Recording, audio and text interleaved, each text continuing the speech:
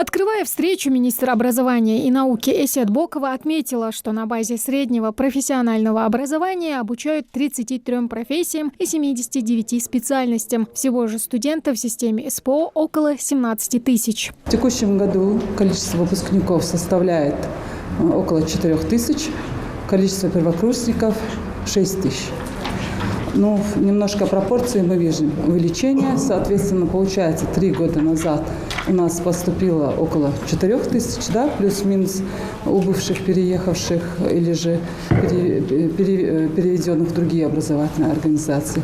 Но на сегодняшний день мы видим рост количества выпускников, которые выбирают среднее профессиональное образование. В ходе коллегии рассматривают актуальные направления развития системы профессионального образования. Единственным образовательным учреждением по подготовке техников, специалистов сельского хозяйства является Назрановский аграрный техникум. В этом году на базе колледжа открыли несколько специальностей. Ввели такое направление, как фармация.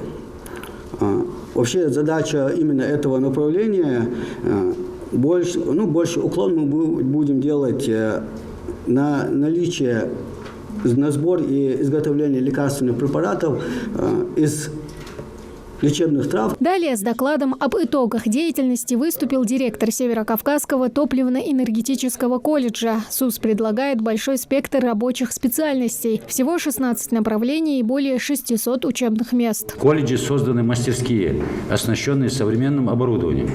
Это мастерская электромонтаж, сухое строительство и штукатурные работы, кирпичная кладка, малярно-декоративные работы, сантехника и отопление, которые в течение 2020-2023 года прошли обучение 800 человек. В 2022 году созданы еще 3 мастерские, оснащенные современным оборудованием. Это эксплуатация кабельных линий электропередач, интеллектуальная система учета электроэнергии, обслуживание, ремонт оборудования релейной защиты и автоматики. В последние годы в регионе возросла потребность в специалистах технического профиля. По этой причине в СУЗах увеличены контрольные цифры приема по IT-специальностям, сестринское дело, пожарная безопасность. Обучение по этим специальностям ведется в пожарно-спасательном колледже. Защита в ЧС, сестринское дело, правоохранительная деятельность, информационные системы и программирование, конструирование и моделирование и технология швейных изделий.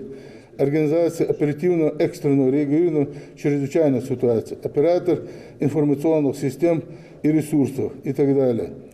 Колледж располагает оборудованными учебными кабинетами, лабораториями, библиотекой, читальным залом. Резюмируя встречу, собравшиеся определили тенденции развития системы СПО и новых образовательных практик. Говорили о профессиях, обновленном перечне специальностей, были подняты вопросы актуализации учебной программы. Тамара Хашагульгова, Мухаммад Дарсигов, Новости 24.